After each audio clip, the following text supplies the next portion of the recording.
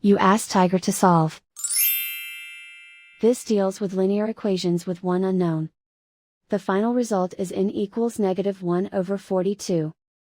Let's solve it step by step. Simplify the expression. Find the greatest common factor of the numerator and denominator. Factor out and cancel the greatest common factor. Swap sides.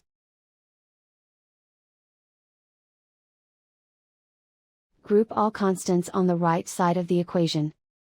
Subtract 1 from both sides. Simplify the arithmetic. Convert the integer into a fraction. Combine the fractions.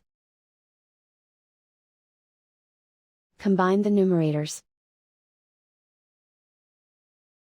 Isolate the n.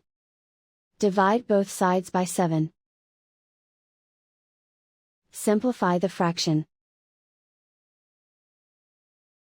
Simplify the arithmetic.